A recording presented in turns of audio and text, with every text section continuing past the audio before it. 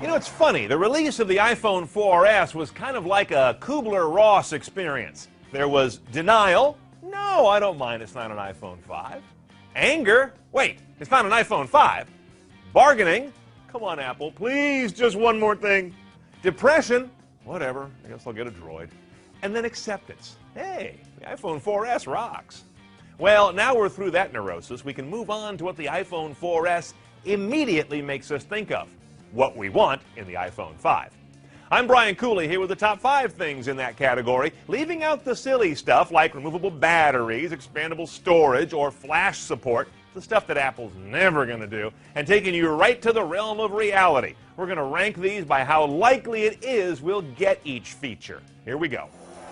Number 5, NFC. That's Near Field Communications. This is that swipe to pay with your phone technology that all the banks and merchants and payment networks are cranking up in 2012, and which most consumers think is some kind of voodoo that will siphon their bank account, expose their ID, or both. That notwithstanding, it's pretty likely Apple's going to build NFC into the 5 because they have a big stake in the payment space due to iTunes. Chances here, about 40%.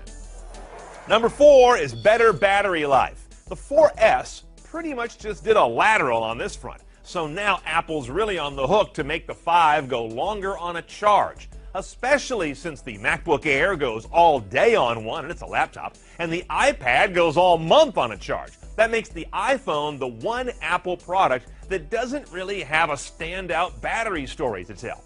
New CPUs and GPUs we expect in the 5 are going to help out here, and the odds on this one, about 50-50.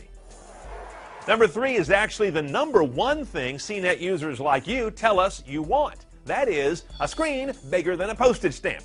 The long-standing 3.5-inch iPhone display is just plain dinky these days. You really feel it when watching a video or if you use the phone as a navigation device. Yet we still rank bigger screen at maybe 50% likelihood because of the battery hit that a bigger display might mean, see number 4, and the fact that the same users who want a bigger screen also say they don't want a bigger phone. That can be tough. Number 2, 4G. If the iPhone 5 doesn't have 4G, I will officially whistle Apple's golden era dead. You see, 4G phones and networks are a little green right now, but by the time the iPhone 5 comes out, 4G phones are going to be it, and the 3Gs are going to be moving fast into the bargain category. Also, 4G bandwidth is going to do wonders for iCloud, which might dovetail nicely with an expansion of that service to finally work with video for the first time. Odds here, a solid 80%.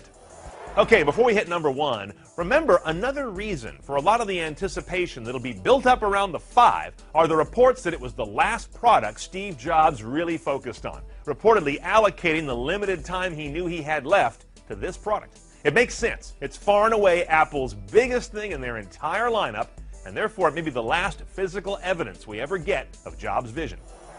Okay, the number 1 thing we think we'll see and want to see in the new iPhone 5 is going to be a whole new design. Now, we don't know what the new look might be. Thinner, more sculpted, wider, longer, curvier, who knows? Those are all in play, as well as a bunch of crazy ones that I won't even bore you with. But we know this.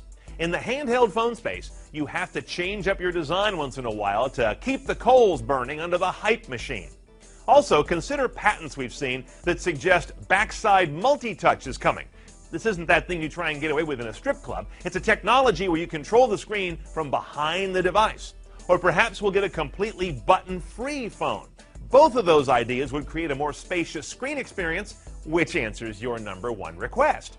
Whatever it is, a new design is 99% likely, with just 1% reserved in case Tim Cook drinks a whole lot more than we know.